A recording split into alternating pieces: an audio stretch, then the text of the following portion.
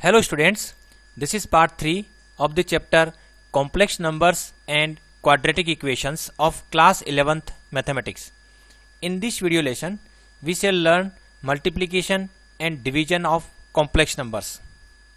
Complex numbers में हम division process और मल्टीप्लिकेशन प्रोसेस किस तरह से करते हैं, आज के इस वीडियो में हम ये सीखने वाले हैं। तो सबसे पहले हम दो कॉम्प्लेक्स नंबर्स को मल्टीप्लाई करना सीखेंगे और ये पहले हम इन जनरल ये सीखने वाले हैं। तो let us suppose there are two complex numbers z1 and z2 where z1 is equal to a1 plus iota b1। Similarly z2 is equal to a2 plus iota b2। यहाँ a1 b1 a2 b2 all are real numbers. तो यदि मुझे z1 को z2 से multiply करना है, यानी z1 into z2 find out करना है, तो किस तरह से करेंगे? a1 plus iota b1 into a2 plus iota b2। यहाँ आयोटा जो है वो रूट ऑफ -1, यानी आयोटा स्क्वायर की जगह हम -1 लिख सकते हैं। मल्टीप्लाई किस तरह से करेंगे? सबसे पहले हम जो a1 है, इस a1 को a2 प्लस आयोटा b2 से मल्टीप्लाई कर देंगे। उसके बाद फिर जो आयोटा b1 है, इसको a2 प्लस आयोटा b2 से मल्टीप्लाई करेंगे, यानी कि a1 को जब हम मल्टीप्लाई करेंगे a2 प्लस आयोटा b2 से, तो इस तरह से लिखेंगे। और आयोटा b1 को फिर हम मल्टीप्लाई करेंगे a2 प्लस आयोटा b2 से। तो यदि मल्टीप्लाई करते हैं a1 को इससे, तो रियल नंबर है a1, तो a1 इंटू a2 यानी a1 a2 आ जाएगा।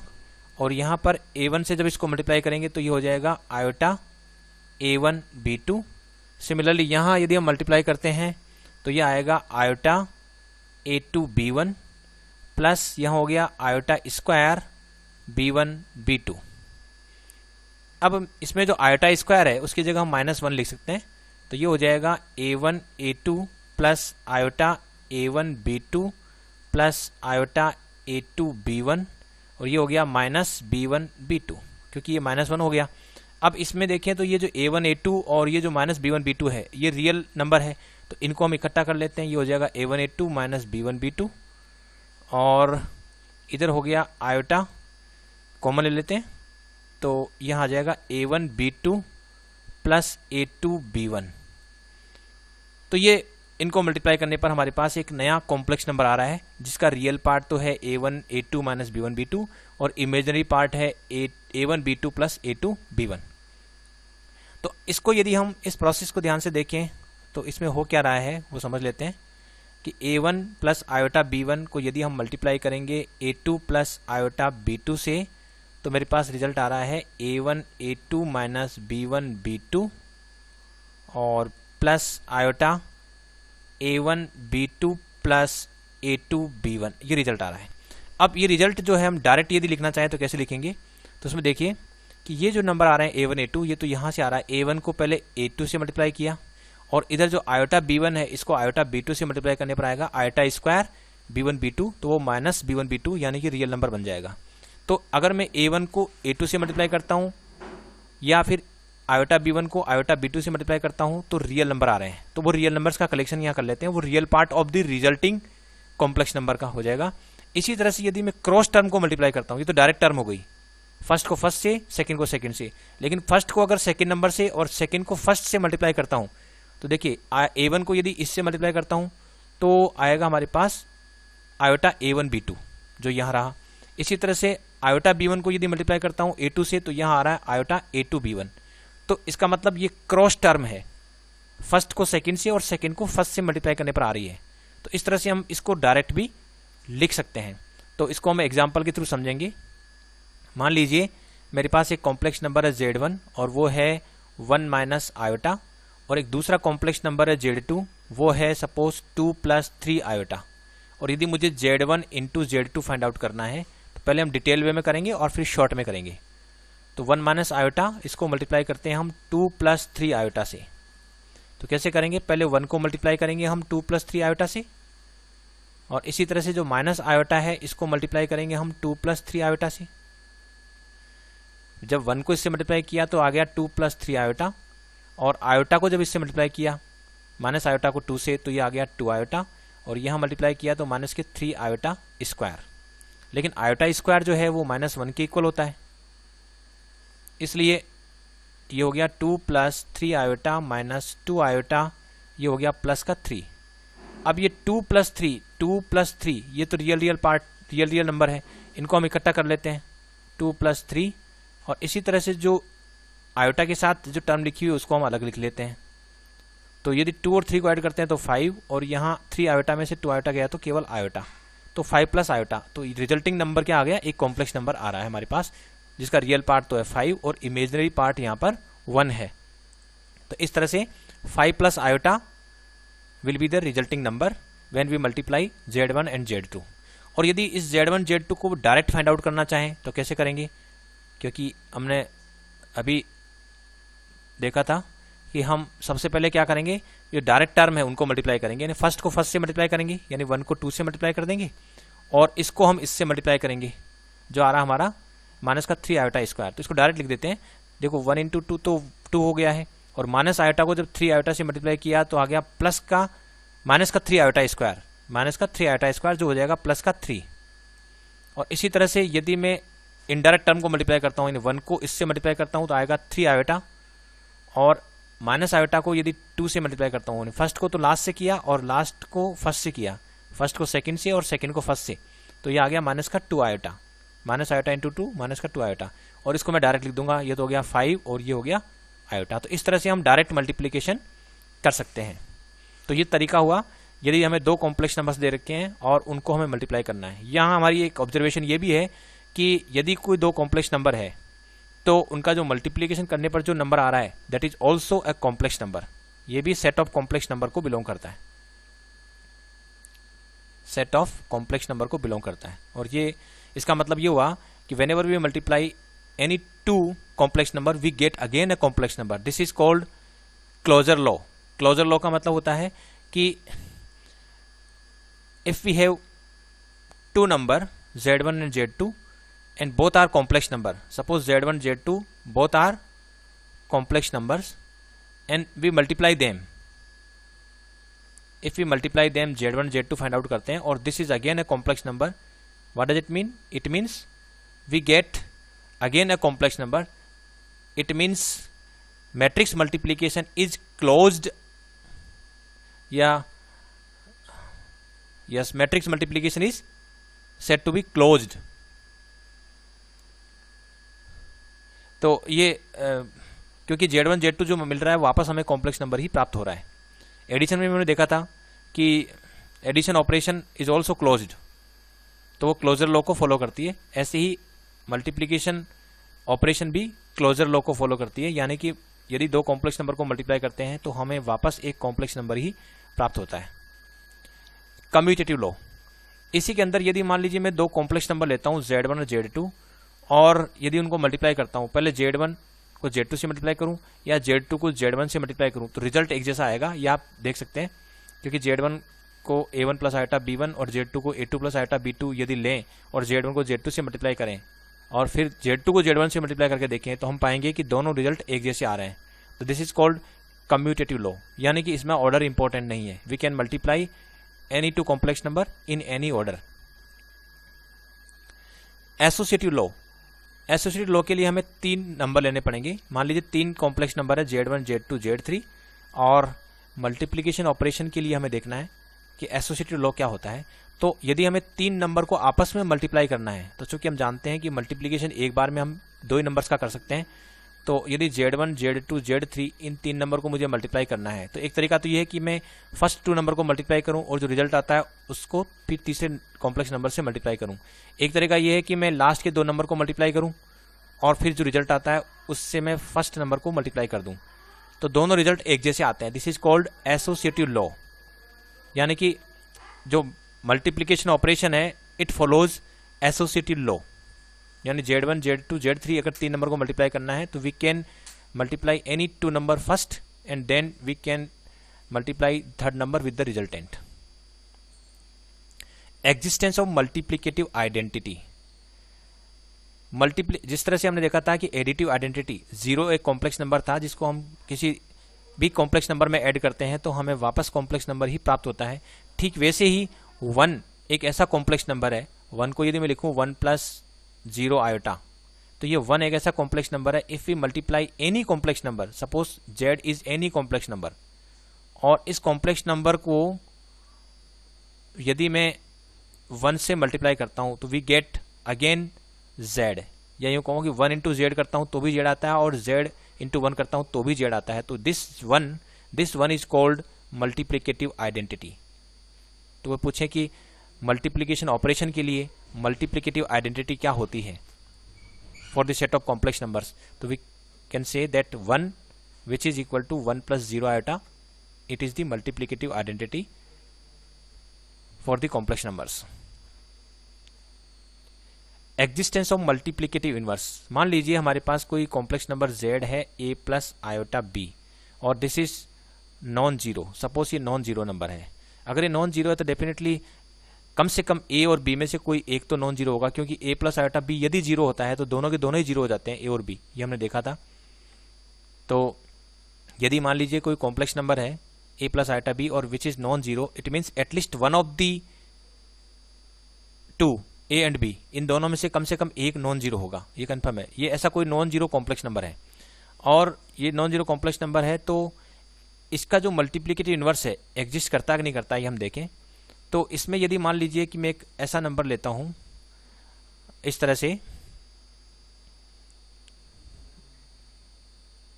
सपोज एक कॉम्प्लेक्स नंबर मैं इस तरह से लेता हूं 1/z, ये ले लेता हूं 1/a + आयोटा b, और इसको मैं सोल्व कर लेता हूं। पहले 1/z को मैं सोल्व कर लेता हूं, और इसको मैं क्या करता हूं कि इसको a - आयोटा b से ऊपर नीचे मैंने मल्टीप्लाई कर लेता हूं, और फिर देखते हैं रिजल्ट क्या आता है। ये आ रहा है a - iota b divided by, ये हो जाएगा a² - आयोटा स्क्वायर b², तो ये हो गया a - iota b divided by a² + b², और यहाँ आ रहा है a/a² + b² minus iota b/a² + b²। तो definitely this is also a complex number.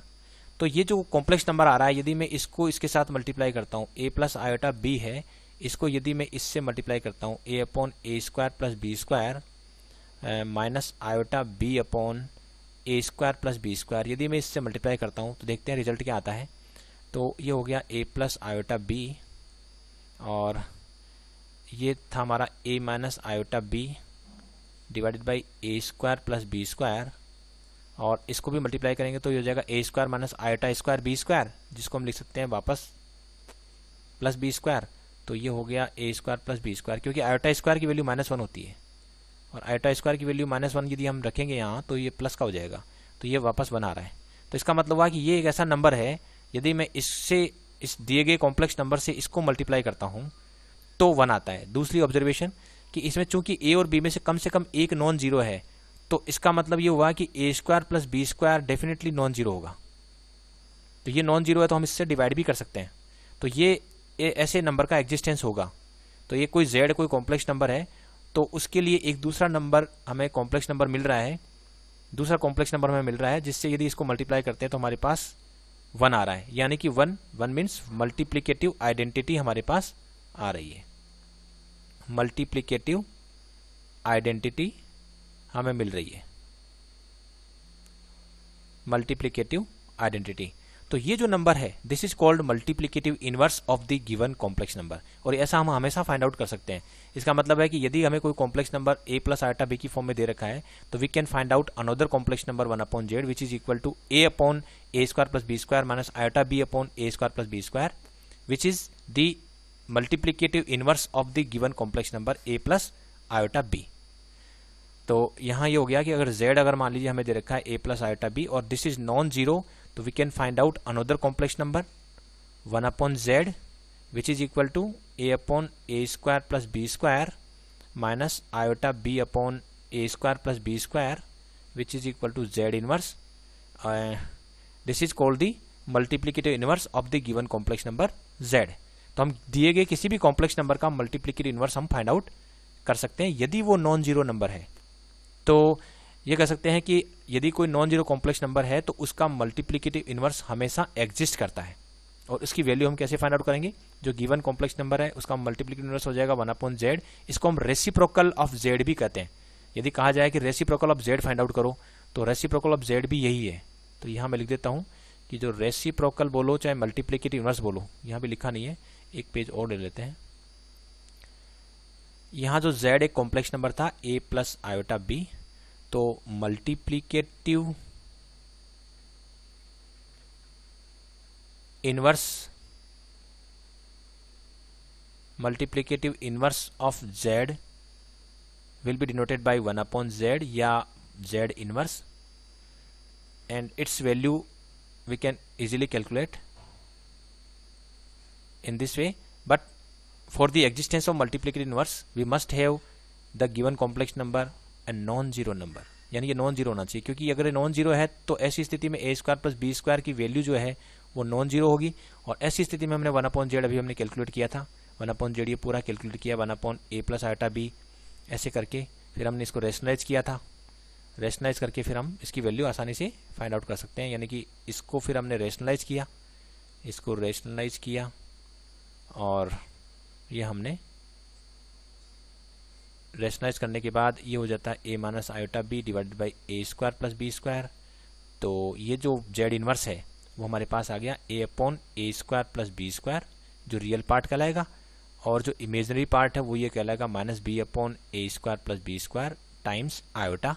तो ये इमेजनरी पार्ट हो गया और ये रियल पार्ट हो गया। This is the real part of z inverse, जो हमारे पास मल्टीप्लिकेटिव इनवर्स जिसको कह रहा हूँ, और ये हो गया imaginary part of z inverse.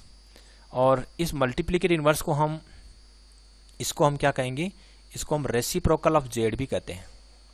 कोई पूछे कि reciprocal of z find out करिए, यानी गिवन कॉम्प्लेक्स नंबर का रेसिप्रोकल फाइंड आउट करिए, तब भी हम बोलेंगे 1/z या z इनवर्स। और ये जो z इनवर्स है वो ऐसा नंबर है कि यदि इसको z के साथ मल्टीप्लाई करते हैं तो हमें क्या मिल रहा है, ये हमें 1 मिल रहा है, जो हमने अभी भी देखा था। इस z को यदि इसके साथ, यानी z को यदि z इनवर्स के साथ मल्टीप्लाई करता हूँ, z इंटू z इनवर्स ये कैलकुलेट करता हूँ तो कितना आ रहा था 1, मल्टीप्लिकेटिव आइडेंटिटी आ रही थी। इसीलिए इसको हम क्या कह रहे हैं, multiplicative inverse of given complex number कह रहे हैं। इवन यदि मैं z इनवर्स को z से मल्टीप्लाई करूं तब भी वापस 1 ही आना है, क्योंकि मल्टीप्लिकेटिव ऑपरेशन इज कम्यूटेटिव, ये हमने देखा था। डिस्ट्रीब्यूटिव लॉ क्या है, डिस्ट्रीब्यूटिव लॉ हमेशा 2 ऑपरेशन के लिए होता है। जैसे यहाँ हमने एक तो एडिशन ऑपरेशन पढ़ी थी और एक हमने मल्टीप्लिकेशन ऑपरेशन पढ़ी। मान लीजिए 3 नंबर है z1 z2 z3, और z2 प्लस z3 पर यदि मैं उसको z1 से मल्टीप्लाई करूं तो रिजल्ट इस तरह से आता है z1 z2 plus z1 z3। ये जो रिजल्ट है ये ट्रू होता है, और इसको बोलते हैं कि multiplication operation is distributive over addition, यानी कि ये जो लॉ है ये फॉलो होता है by the addition operation and multiplication operation of complex numbers.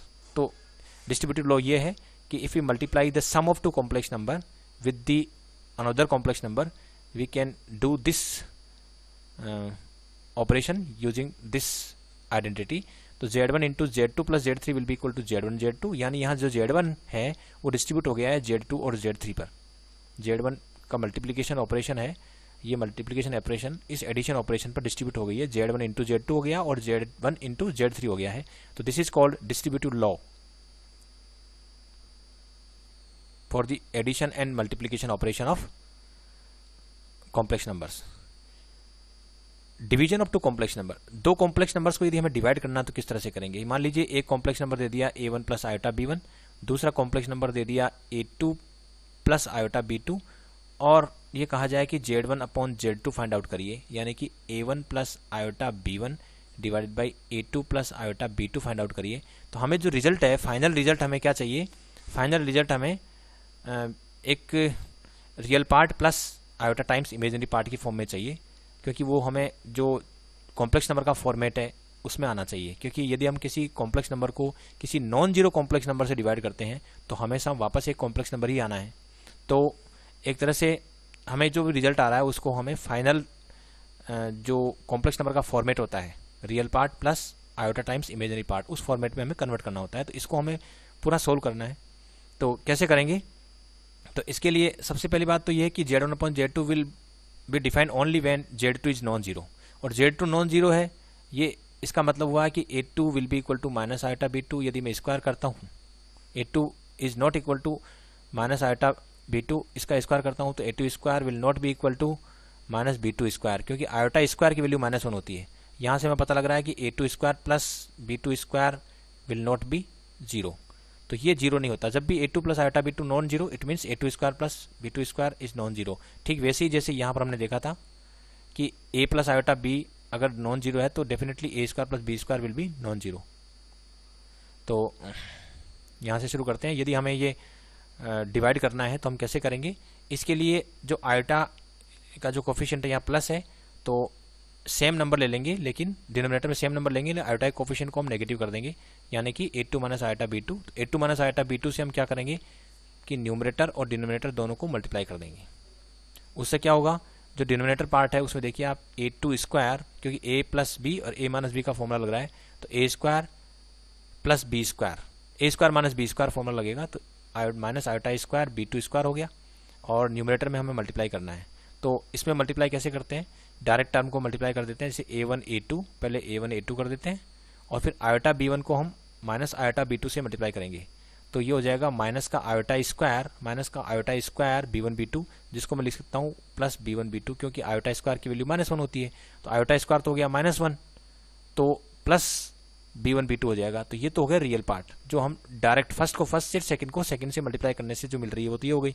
इसके अलावा फर्स्ट को यदि लास्ट से करते हैं तो नेगेटिव नंबर आएगा, और लास्ट को यदि इसको जो सेकंड वाला नंबर है उसको फर्स्ट से करते हैं तो a2 b1 मिलेगा हमें, तो a2 b1, और यहाँ हमें मिल रहा है माइनस a1 b2, और ये मल्टीप्लाई करने के बाद ये आयोटा का कोफिशिएंट हो गया, तो ये हम डायरेक्ट मल्टीप्लाई कर दिया यहाँ पर, तो ये हो जाएगा a1 a2 plus b1 b2। ये जो पार्ट है डिनोमिनेटर, उसको हम यहाँ अलग से सोल्व कर सकते हैं कि a2 square minus iota square b2 square कितना होगा। तो चूंकि आयोटा स्क्वायर की वैल्यू -1 होती है, तो ये हो जाएगा a2 square plus b2 square. तो ये a2 square plus b2 square real number है, और विच इज नॉट जीरो, ये जीरो नहीं है, तो इसका मतलब ये z1/z2 will be define.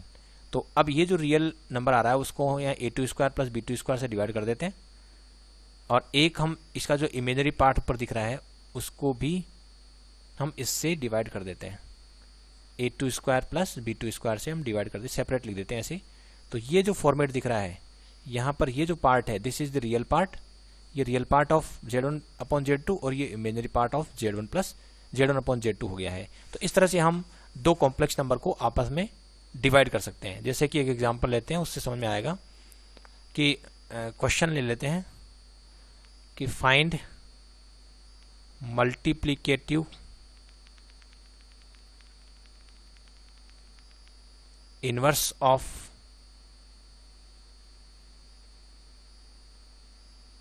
2 minus 3 iota. 2 minus 3 iota का मल्टीप्लिकेटिव इनवर्स फाइंड आउट करिए। तो इसका जो सॉल्यूशन है किस तरह से करेंगे कि जो मल्टीप्लिकेटिव इनवर्स है, multiplicative inverse of 2 minus 3 iota, या कहो reciprocal of 2 minus 3 iota will be equal to 1/2 minus 3 iota. अब इसको हमें सिंप्लीफाई करना है, तो इसके लिए इसके जो न्यूमरेटर और डिनोमिनेटर है दोनों को हम 2 प्लस 3 आयोटा से मल्टीप्लाई कर देते हैं, यानी आयोटा का कोफिशिएंट यहाँ जो भी था उसको पॉजिटिव बनाकर जो नंबर बन रहा है उस नंबर से न्यूमरेटर और डिनोमिनेटर दोनों को मल्टीप्लाई कर देते हैं। अब ये 1 को इससे मल्टीप्लाई किया तो 2 प्लस 3 आयोटा ही आया। यहाँ पर जो है ये हो जाएगा 2 स्क्वायर माइनस 3 आयोटा का होल स्क्वायर, यानी कि 3 स्क्वायर आयोटा स्क्वायर, लेकिन आयोटा स्क्वायर की वैल्यू -1 होती है, तो ये हो गया 2 प्लस 3 आयोटा डिवाइडेड बाई ये -1 हो रहा है तो प्लस का 9 हो गया, प्लस का 9 और 4 13 हो गया।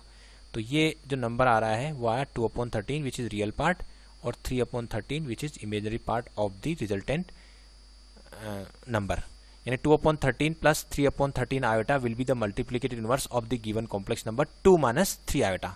इसी तरह से यदि मान लीजिए मैं एक और क्वेश्चन लेता हूँ जिसमें दो कॉम्प्लेक्स नंबर दे रखे हैं। क्वेश्चन ये है कि एक कॉम्प्लेक्स नंबर है z1, वो दे दिया 2 माइनस 3 आयोटा, और एक दूसरा कॉम्प्लेक्स नंबर दे दिया जो सपोज दे दिया 1 प्लस आयोटा। और अब हमें जो है फाइंड आउट करना है, फाइंड z1/z2, ये हमें फाइंड आउट करना है। तो इसको कैसे सॉल्व करेंगे? तो जैसे अभी प्रोसीजर सीखा हमने, z1/z2 will be equal to z1 की वैल्यू है 2 माइनस 3 आयोटा और इसकी वैल्यू है 1 प्लस आयोटा। अब चूंकि इसमें जो डिनोमिनेटर है उसमें आयोटा आ रहा है, उसको हटाना है। इसके लिए हम आयोटा के कोफिशिएंट को नेगेटिव बनाते हुए एक नंबर बनाएंगे, यानी कि यहाँ 1 प्लस आयोटा है तो यहाँ 1 माइनस आयोटा ले लेंगे। तो 1 माइनस आयोटा से हम ऊपर नीचे मल्टीप्लाई करेंगे। कैसे करेंगे? तो डिनोमिनेटर में हो गया हमारे पास 1 स्क्वायर माइनस आयोटा स्क्वायर, और न्यूमरेटर में हमारे पास ये नंबर है। इसमें हम कैसे मल्टीप्लाई करते हैं? डायरेक्ट टर्म, यानी फर्स्ट को फर्स्ट से मल्टीप्लाई करेंगे। 2 इंटू 1 2, और माइनस 3 आयोटा को माइनस आयोटा से करेंगे तो हो गया प्लस का 3 iota square. Minus minus plus तो प्लस 3 आयोटा स्क्वायर, लेकिन आयोटा स्क्वायर की वैल्यू -1 होती है, तो प्लस 3 आयोटा स्क्वायर हो गया माइनस का 3। तो ये तो हो गया जब डायरेक्ट टर्म, यानी फर्स्ट को फर्स्ट से, सेकंड को सेकंड से। अब अगर मैं फर्स्ट को लास्ट से, यानी फर्स्ट को सेकंड से और सेकंड को फर्स्ट से करता हूँ तो क्रॉस टर्म मिलेगी जो इमेजिनरी पार्ट बनाएगी। तो यहाँ देखते हैं, पहले तो 2 को मल्टीप्लाई करते हैं इससे, तो माइनस का 2 आयोटा आ गया, और माइनस 3 आयोटा को 1 से करेंगे तो माइनस का 3 आयोटा आ गया। तो ये वो नंबर होंगे जिनसे हमारा इमेजिनरी पार्ट बनेगा। 2 माइनस 3 -1 हो गया, और ये माइनस के 5 आयोटा हो गया। डिनोमिनेटर में हमारे पास 1 स्क्वायर, तो 1 और आयोटा स्क्वायर की वैल्यू -1, यानी कि प्लस का 1 हो जाएगा। इसको हम फर्दर सोल्व करेंगे तो ये हो गया -1 माइनस 5 आयोटा डिवाइडेड बाई 2, और इसको हम लिख सकते हैं -12 माइनस 5/2 आयोटा। तो इस तरह से हम दो कॉम्प्लेक्स नंबर, यहाँ पर देखने वाली बात यह है कि Z2 जो है नॉन जीरो था, इसलिए Z1/Z2 डिफाइन हो पाया, और इसकी जो वैल्यू आ रही है वो आ रही है -12 माइनस 5/2 आयोटा। यहाँ -12 real part of resultant Z1/Z2, और -5/2 is the imaginary part of Z1/Z2। तो इस तरह से हम डिवीजन प्रोसेस कर सकते हैं, और multiplication process, division process, multiplicative inverse find out करने की जो प्रक्रिया है वो आज के इस वीडियो में आपने सीखी। और कुछ मल्टीप्लिकेशन ऑपरेशन और एडिशन ऑपरेशन से रिलेटेड रूल लॉ है, जैसे closure law, commutative law, associative law, existence of multiplicative identity, existence of multiplicative inverse of a non zero complex number, इनके बारे में आज की इस वीडियो में आपने सीखा। Thanks for watching this video.